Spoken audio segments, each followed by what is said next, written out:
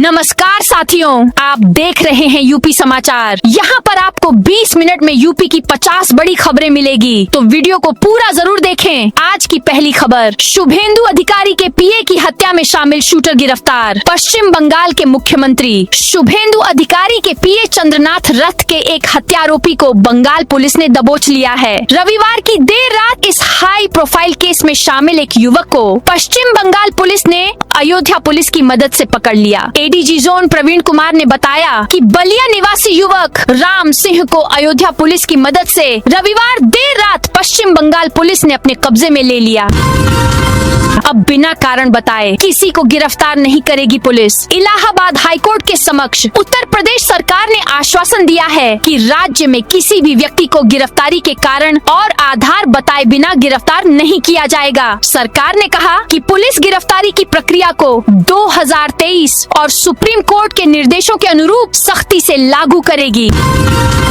Smart meter वाले 5 लाख ग्राहकों के लिए एक और खुशखबरी। स्मार्ट मीटर ग्राहकों के लिए एक और खुशखबरी की खबर है। स्मार्ट प्रीपेड मीटर को पोस्टपेड करने के साथ ही स्मार्ट के नाम पर हुई अतिरिक्त वसूली की रकम पावर कॉर्पोरेशन इसी महीने से वापस करना शुरू कर देगा। तकरीबन 5 लाख उपभोक्ताओं को 200 करोड़ रुपए से ज्यादा वापस करने हैं। 2,800 रुपए के बजाय उपभोक्ताओं से मीटर के 6,016 रुपए लिए गए थे, यानी हर ग्राहक को 3,216 रुपए वापस मिलेंगे। उपभोक्ताओं को रकम वापसी के फैसले पर फाइल संस्तुति की प्रक्रिया में है। सीएम योगी को जान से मारने, राम मंदिर को बम से उड़ाने की धमकी। यूपी 112 के सोशल मीडिया डेस्क के व्हाट्सएप पर मैसेज भेजकर मुख्यमंत्री योगी आदित्यनाथ को जान से मारने और अयोध्या राम मंदिर को बम से उड़ाने की धमकी दी गई। यूपी 112 मुख्यालय के इंस्पेक्टर सहेंद्र कुमार यादव ने सुशांत गोल्फ सिटी थाने में व्हाट्सएप नंबर के आधार पर मुकदमा दर्ज कराया है। मामले की जानकारी एडीजी कानून एवं व्यवस्था उत्तर प्रदेश एटीएस और सुरक्षा मुख्यालय को दी गई। धमकी के बाद से सुरक्षा को लेकर अलर्ट कर दिया। यूपी में पीएम आवास चाहने वालों के लिए खुशखबरी। उत्तर प्रदेश में पीएम आवास चाहने वाले लोगों के लिए खुशखबरी है। सोमवार को मुख्य सचिव एसपी गोयल की अध्यक्षता में प्रधानमंत्री आवास योजना शहरी 2.0 के अंतर्गत गठित राज्य स्तरीय स्वीकृत और निगरानी समिति की बैठक आयोजित हुई। बैठक में प्रधानमंत्री आवास योजना शहरी 2.0 के लाभार्थी आधारित व्यक्तिगत आवास निर्माण घटक के अंतर्गत 55 जिलों के 225 नगर निकायों के लिए कुल 63,433 नए आवासों की डीपीआर को स्वीकृति प्रदान की गई। लोदेश्वर महादेव धाम कॉरिडोर निर्माण के लिए चला बुलडोजर। उत्तर प्रदेश के मुख्यमंत्री के ड्रीम प्रोजेक्ट लोदेश्वर महादेव धाम कॉरिडोर के निर्माण कार्य को लेकर प्रशासन ने अधिग्रहित भवनों को हटाने की कार्रवाई तेज कर दी है। सोमवार दोपहर करीब 1 बजे मंदिर परिसर क्षेत्र में बुलडोजर चलाकर कई भवनों को गिराया गया। जिलाधिकारी के निर्देश पर उप जिलाधिकारी आनंद कुमार तिवारी और तहसीलदार विपुल सिंह की देखरेख में पर्यटन विभाग तथा तहसील प्रशासन की संयुक्त टीम ने यह अभियान चलाया। इस कार्रवाई के दौरान मंदिर परिसर के पीछे स्थित अजय अवस्थी के मकान को सबसे पहले गिराया गया। बीमा कंपनी को दिया 77 लाख मुआवजा देने का आदेश। आजमगढ़ कोर्ट ने सड़क दुर्घटना के एक मामले में मृतक के परिजनों को 77,50,000 रुपए क्षतिपूर्ति देने का आदेश दिया है। यह आदेश मोटर दुर्घटना क्लेम ट्रिब्यूनल के जज मुकेश कुमार सिंह ने सुलह समझौते के आधार पर दिया। मामले में सुमन निवासी बिशुनपुर राजमंदिर थाना सिधारी ने अपने अधिवक्ता विजय बहादुर सिंह के माध्यम से एमएससीटी कोर्ट में मुकदमा दाखिल किया था। नोएडा इंटरनेशनल एयरपोर्ट से उड़ान भरेगी आकाशा एयर। आकाशा एयर ने नोएडा इंटरनेशनल एयरपोर्ट से अपनी उड़ान सेवाएं शुरू करने की घोषणा कर दी है। एयरलाइन 16 जून 2026 से नोएडा इंटरनेशनल एयरपोर्ट से बेंगलुरु और नवी मुंबई के लिए रोजाना सीधी उड़ानें संचालित करेगी। इसके साथ ही आकाशा एयर नोएडा एयरपोर्ट से संचालन शुरू करने वाली शुरुआती एयरलाइनों में शामिल हो गई है। यूपीएसआई भर्ती को लेकर भ्रामक ब्लॉग पोस्ट पर FIR उत्तर प्रदेश पुलिस उप निरीक्षक सीधी भर्ती 2025 की लिखित परीक्षा के परिणाम को लेकर सोशल मीडिया पर भ्रामक वीडियो वायरल करने के मामले में लखनऊ कमिश्नरेट पुलिस ने मुकदमा दर्ज किया है। उत्तर प्रदेश पुलिस भर्ती एवं प्रोन्नति बोर्ड की ओर से जारी प्रेस नोट के मुताबिक फेसबुक यूजर आशुतोष पांडे ने एक वीडियो पोस्ट किया गया था, जिसमें परीक्षा परिणाम में धांधली और पैसे लेकर नौकरी दिलाने जैसे आरोप लगाए गए थे। वीडियो सोशल मीडिया पर तेजी से वायरल हुआ। श्रावस्ती में भारत नेपाल सीमा पर सुरक्षा व्यवस्था मजबूत। श्रावस्ती में भारत नेपाल अंतर्राष्ट्रीय सीमा पर सुरक्षा व्यवस्था को सुदृढ़ करने के लिए सोमवार को एक महत्वपूर्ण पहल की गई। जिलाधिकारी अन्नपूर्णा गर्ग और सशस्त्र सीमा बल SSB की 62वीं वाहिनी के कमांडेंट अमरेंद्र कुमार वरुण ने संयुक्त रूप से सीमा स्तंभों के मरम्मत और पुनर्निर्माण कार्य का शुभारंभ किया।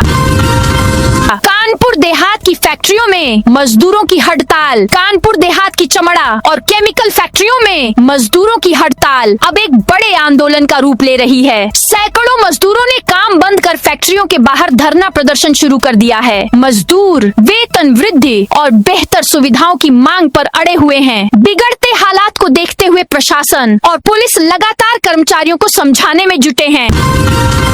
उर्वरक वितरण में गड़बड़ी पर होगी सख्त कार्रवाई। कानपुर देहात में उर्वरक की उपलब्धता और वितरण व्यवस्था की समीक्षा के लिए सोमवार शाम एक महत्वपूर्ण बैठक आयोजित की गई। प्रमुख सचिव सहकारिता अजय कुमार शुक्ला की अध्यक्षता में हुई इस बैठक में स्पष्ट निर्देश दिए गए कि उर्वरक का वितरण केवल बोई गई अथवा खड़ी फसल के उपयोग के लिए ही किया जाए। अगली फसल या भंडारण के उद्देश्य से उर्वरक वितरण किसी भी स्थिति में नहीं किया जाएगा। आगरा नगर निगम में गेट पर चढ़कर कांग्रेस का हंगामा। आगरा नगर निगम सदन की कार्यवाही के बीच अधिकारी कांग्रेस कार्यकर्ताओं का झापन लेने नहीं पहुंचे तो कार्यकर्ता भड़क गए। करीब 3 घंटे इंतजार के बाद कांग्रेसियों ने अनोखे अंदाज में प्रदर्शन शुरू कर दिया। सीताराम रघुपति राजा विराज भजन चलाकर और हनुमान चालीसा का पाठ कर विरोध जताया। प्रदर्शन के दौरान बीजेपी और कांग्रेस कार्यकर्ता आमने सामने आ गए। दोनों पक्षों में जमकर खींचतान और धक्का मुक्की हुई। करीब 4 घंटे तक निगम परिसर में हंगामा चलता रहा। सांसद अनुराग शर्मा ने पीड़ितों को बांटे चेक। झांसी ललितपुर सांसद अनुराग शर्मा ने सोमवार को ललितपुर जिले के मेहरौनी कस्बे का दौरा किया। उन्होंने 4 मई को कालपी में हुई दुर्घटना में जान गंवाने वाले 9 लोगों के परिवारों से मुलाकात की और उन्हें सांत्वना दी। इस दौरान सांसद ने शोक संतप्त परिवारों को शासन द्वारा स्वीकृत दुर्घटना राहत राशि के चेक वितरित किए। प्रत्येक मृतक के आश्रितों को 5-5 लाख रुपए के चेक सौंपे गए। पैसेंजर ट्रेन में आग की अफवाह, यात्रियों में अफरा तफरी। कानपुर से बिल्हौर जा रही एक पैसेंजर ट्रेन में सोमवार दोपहर आग लगने की अफवाह फैलने से यात्रियों में अफरा तफरी मच गई। बर्राजपुर रेलवे स्टेशन से पहले पकरा क्रॉसिंग के पास यह घटना हुई, जहां यात्रियों ने चेन पुलिंग कर ट्रेन रोक दी और कई लोग उतरकर भागने लगे। पीएम मोदी पर अभद्र टिप्पणी को लेकर भाजपाई भड़के। महोबा में सपा सांसद अजेंद्र सिंह लोधी द्वारा प्रधानमंत्री नरेंद्र मोदी पर की गई अभद्र टिप्पणी को लेकर सियासी पारा चढ़ गया है। इस बयान से भड़के भाजपा कार्यकर्ताओं ने सोमवार शाम कोतवाली का घेराव किया। सांसद का पुतला फूंका। भाजपा ने पुलिस से सांसद के खिलाफ मुकदमा दर्ज करने की मांग की है। वाराणसी के 3 खंड शिक्षा अधिकारियों का डीएम ने रोका वेतन। जिलाधिकारी सत्येंद्र कुमार की अध्यक्षता में सोमवार को शिक्षा विभाग की समीक्षा बैठक राइफल क्लब में हुई। इसमें बेसिक शिक्षा विभाग में संचालित समग्र शिक्षा एवं अन्य कार्यक्रमों के प्रगति की विस्तार से समीक्षा की गई। डीएम ने परिषदीय स्कूलों में नामांकन की जानकारी ली। इसमें 3 ब्लॉकों में लापरवाही मिली। कक्षा 5 से कक्षा 6 में बच्चों के नामांकन की प्रगति 3 ब्लॉक चिड़ई गाँव, काशी विद्यापीठ एवं नगर क्षेत्र की संतोषजनक न होने पर संबंधित खंड शिक्षा अधिकारियों का वेतन रोके जाने के निर्देश दिए गए। शत्रु संपत्ति मामले में आजम खान को जमानत। समाजवादी पार्टी के वरिष्ठ नेता आजम खान को शत्रु संपत्ति मामले में बड़ी राहत मिली है। सोमवार को MP MLA special court session trial ने उनकी जमानत अर्जी मंजूर कर ली। हालांकि पैन कार्ड मामले में सजा बढ़ाने की अपील लंबित होने के कारण वह फिलहाल जेल से रिहा नहीं हो सकेंगे।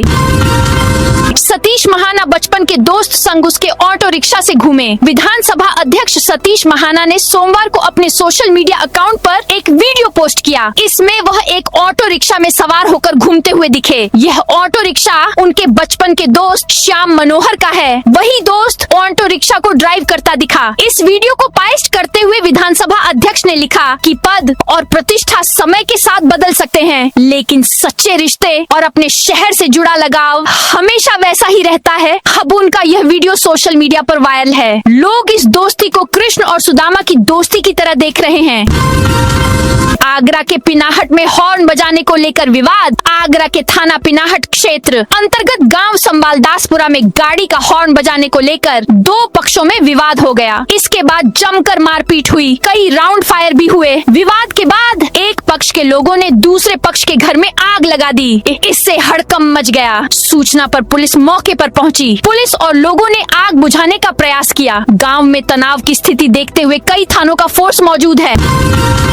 कैश वैन से 27 लाख लूटने वाले 2 आरोपी अरेस्ट। गाजियाबाद में एटीएम में कैश भरने वाली वैन लूटने वाले 2 बदमाशों को पुलिस ने गिरफ्तार कर लिया है। उनके पास से 8.6 लाख कैश, घटना में इस्तेमाल बलेनो कार, एक तमंचा और कुल्हाड़ी बरामद की है। पुलिस पूछताछ में बदमाशों ने बताया कि उन्होंने लूट का तरीका यूट्यूब से सीखा था। 6 महीने तक कैश वैन की रेकी की। वैन को कई बार लूटने की कोशिश की, लेकिन सफल नहीं हुए। 6 मई को मौका देखकर ड्राइवर को तमंचा सटाया और कैश वैन लेकर भाग गए थे। घटना स्थल से 8 किलोमीटर दूर कैश वैन को मसूरी थाना क्षेत्र में एक्सप्रेसवे पर छोड़कर भाग गए थे। टीबी मुक्त भारत के तहत हमीदिया स्कूल में जागरूकता कार्यक्रम। 100 दिवसीय टीबी मुक्त भारत अभियान के तहत सोमवार को हमीदिया स्कूल में छात्र छात्राओं को क्षय रोग के प्रति जागरूक करने के लिए कार्यक्रम आयोजित किया गया। कार्यक्रम का आयोजन जिला पीपीएम कोऑर्डिनेटर शबाना बेगम ने स्कूल की प्रधानाचार्य श्रीमती रेशमा के समन्वय से किया।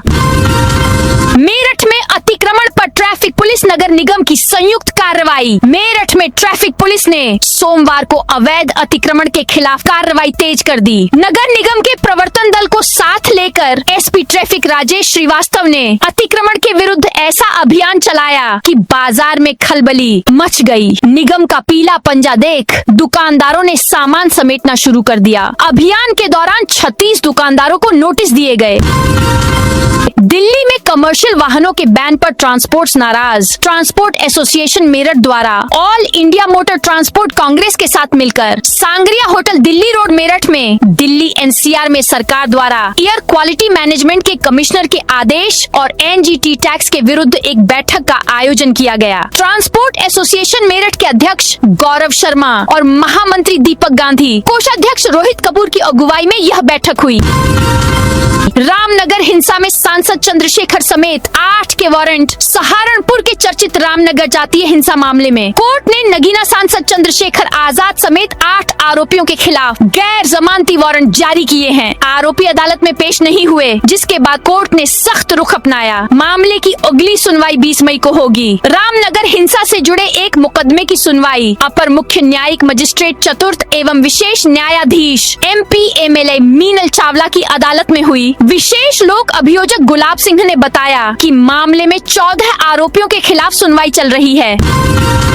ड्यूटी के दौरान हादसे में मौत पर ब्याज सहित देना होगा मुआवजा। इलाहाबाद हाईकोर्ट ने ड्यूटी के दौरान दुर्घटना में पुलिस कांस्टेबल की मौत पर राज्य सरकार को उसकी पत्नी को 6% ब्याज सहित 10 लाख रुपए मुआवजे का भुगतान 8 सप्ताह में करने का निर्देश दिया है। यह आदेश न्यायमूर्ति अनीश कुमार गुप्ता ने दिवंगत पुलिस कांस्टेबल कमलेश की याचिका को स्वीकार करते हुए दिया है।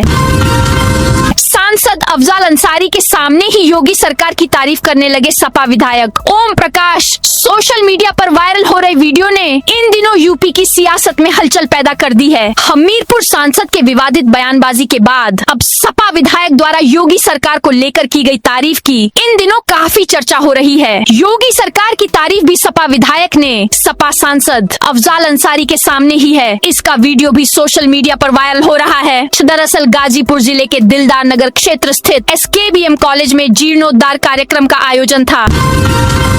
योगी बोले सनातन को मिटाने वाले मिट्टी में मिले। काशी में सीएम योगी ने सोमवार को कहा, जिन्होंने सनातन को मिटाने का प्रयास किया आज वे खुद मिट्टी में मिल चुके हैं। मोहम्मद गौरी और औरंगजेब जैसे आक्रांताओं का अब कोई नाम लेने वाला नहीं है। सोमनाथ और काशी दोनों हमें इतिहास से संदेश देते हैं कि सनातन संस्कृति पर आक्रमण हो सकते हैं, लेकिन उसे पराजित नहीं किया जा सकता। विनाश क्षणिक होता है जबकि सृजन शाश्वत होता है।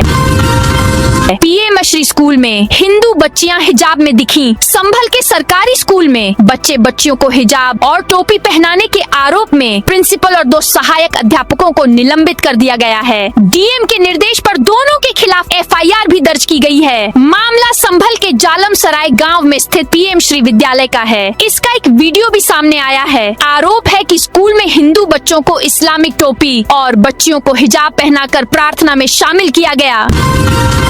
ब्रिजभूषण के गढ़ गोंडा पहुंची रेसलर विनेश फोगाट। गोंडा में मैं कंपटीशन खेलने आई हूं। मैंने इसके लिए 27 अप्रैल को ही रजिस्ट्रेशन कराया था। WFI के अध्यक्ष चाहते हैं कि मैं कुश्ती छोड़ दूं, हार मान लूं। मुझे 2 शो कॉज नोटिस मिले हैं। मैंने शॉर्ट में जवाब दे दिया है, लेकिन वो 14 दिन वाला जवाब तुरंत मांग रहे हैं। अभी हमारे पास पूरा समय है। मेरे खेलने से 2 दिन पहले जानबूझकर ये नोटिस दे दिया गया। यह बात गोंडा में स्टार पहलवान विनेश फोगाट ने सोमवार को कही। वह नेशनल ओपन रैंकिंग टूर्नामेंट में हिस्सा लेने पहुंची। विनेश ने कहा कि मैंने एक जवाब दे दिया है।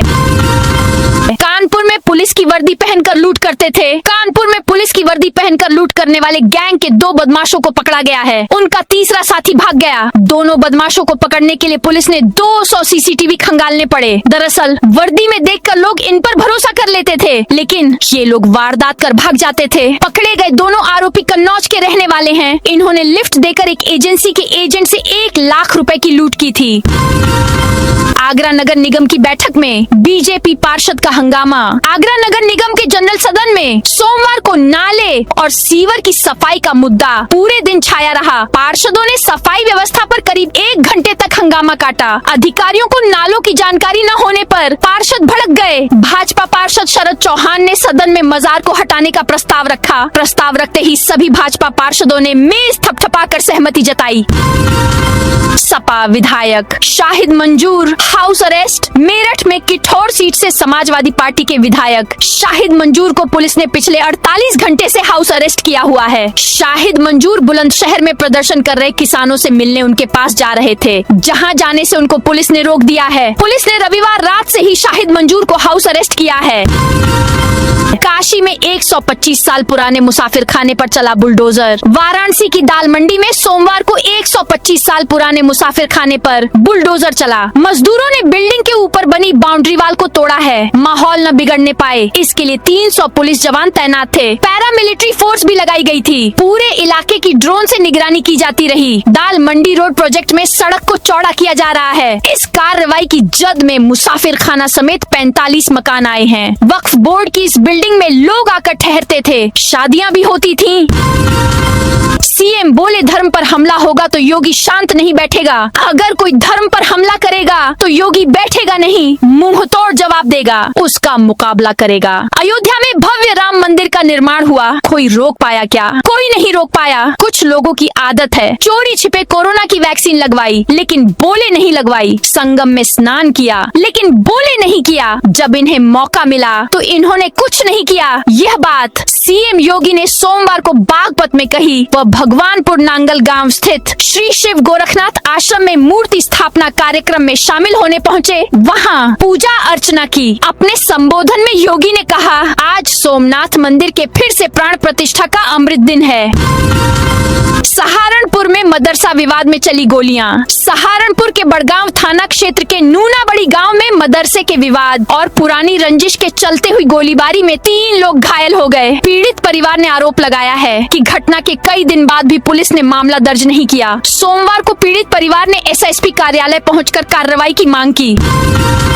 स्वगणना में नहीं बदलेगा घर के मुखिया का नाम, सही से भरे फॉर्म। स्वगणना करते समय इस बात का बेहद ध्यान रखना है कि एक बार मुखिया का नाम दर्ज होने के बाद दोबारा संशोधन की गुंजाइश नहीं है, इसलिए फॉर्म सबमिट करने से पहले दोबारा से नाम अवश्य चेक कर लें, कहीं उसमें गलती तो नहीं है। दरअसल परिवार के मुखिया का नाम महत्वपूर्ण होता है, इसलिए इसमें किसी तरह की गलती नहीं होनी चाहिए। जनगणना 2027 से पहले शुरू हुई स्वगणना करते समय सभी को इस बात का ध्यान रखना है। स्वगणना के बाद एक एसआईआरडी मिलेगी जो आगे डाटा के सुरक्षित संकलन में काम आएगी। पीएम मोदी की अपील के बाद सीएसजेएमयू का बड़ा कदम, स्टाफ करेंगे ई कार्ट इलेक्ट्रिक वाहनों का उपयोग। देश में बढ़ते ईंधन संकट और ऊर्जा संरक्षण को ध्यान में रखते हुए छत्रपति शाहू जी महाराज विश्वविद्यालय प्रशासन ने बड़ा फैसला लिया है। प्रधानमंत्री नरेंद्र मोदी की लोगों से पेट्रोल डीजल बचाने, पब्लिक ट्रांसपोर्ट इस्तेमाल करने की अपील पर यूनिवर्सिटी प्रशासन ने शुरुआत कर दी। सोमवार को इसका असर भी देखने को मिला। कानपुर में अब संकरे रास्तों पर भी पास होगा घर का नक्शा। भवन का नक्शा पास करने के लिए 9 मीटर चौड़ी सड़क होना अनिवार्यता के चलते 200 मोहल्ले फंसे हुए हैं। इस मामले को दैनिक जागरण ने प्रमुखता से उठाया तो जनप्रतिनिधियों ने भी विरोध शुरू कर दिया है। सपा विधायक अमिताभ वाजपेयी ने आवास विकास विभाग के प्रमुख सचिव पी गुरुप्रसाद से नई बिल्डिंग बायलाज 2025 में भवनों के नक्शा पास होने पर संशोधन कराने को कहा ताकि जनता को राहत मिल सके। सहारनपुर में डीएमएसएसपी ने अस्पताल पहुंचकर जाना घायलों का हाल। सहारनपुर के देवबंद थाना क्षेत्र के लालवाला गांव में दो पक्षों के बीच हुए बवाल के बाद सोमवार को प्रशासन हरकत में नजर आया। जिलाधिकारी अरविंद कुमार चौहान और एसएसपी अभिनंदन सिंह ने जिला अस्पताल पहुंचकर भर्ती घायलों का हालचाल जाना और इलाज की व्यवस्थाओं की समीक्षा की। अधिकारियों ने वार्ड में जाकर घायलों से बातचीत की तथा अस्पताल प्रशासन को बेहतर उपचार करने के निर्देश दिए। लखनऊ में अखंड आर्यावर्त आर्य महासभा का सम्मेलन। लखनऊ के राय उमानाथ बलि सभागार में सोमवार को अखंड आर्यावर्त आर्य त्रिदंडी महासभा का कार्यकर्ता सम्मेलन और सम्मान समारोह आयोजित किया गया। इस दौरान हिंदू समाज से जात पात से ऊपर उठकर एकजुट होने का आह्वान किया गया। वक्ताओं ने हिंदुत्व की रक्षा और हिंदू राष्ट्र की स्थापना के लिए समाज के संगठित रहने को समय की आवश्यकता बताया। गोरखपुर में गीड़ा की फ्लैटेड फैक्ट्री तैयार, जल्द शुरू होगा आवंटन। गोरखपुर जिले के एक जिला एक उत्पाद रेडीमेड गारमेंट उद्योग को बढ़ावा देने के लिए गोरखपुर औद्योगिक विकास प्राधिकरण के सेक्टर 13 में तैयार की गई फ्लैटेड फैक्ट्री अब आवंटन की अंतिम प्रक्रिया में पहुंच गई है। करीब 42.36 करोड़ रुपए की लागत से निर्मित इस आधुनिक बहुमंजिला फैक्ट्री का निर्माण कार्य पूरा हो चुका है। पेंशनरों को लाइफ सर्टिफिकेट के लिए नहीं काटने होंगे दफ्तरों के चक्कर। कर्मचारी भविष्य निधि संगठन से पेंशन प्राप्त करने वाले बुजुर्गों और असहाय पेंशन भोगियों के लिए राहत भरी खबर है। अब उन्हें अपना जीवन प्रमाण पत्र लाइफ सर्टिफिकेट जमा करने के लिए बैंकों या ईपीएफओ के दफ्तर में चक्कर नहीं लगानी पड़ेगी। ईपीएफओ डाक विभाग के सहयोग से अब डाकिया स्वयं पेंशनरों के घर जाकर डिजिटल जीवन प्रमाण पत्र बनाएंगे। इस पहल से उन हजारों पेंशनरों की पेंशन दोबारा शुरू हो सकेगी जो केवल प्रमाण पत्र न होने के अभाव में रुकी हुई थी। तो दोस्तों, यह थी आज उत्तर प्रदेश के सभी जिलों की दिन भर की ताजा और बड़ी खबरें।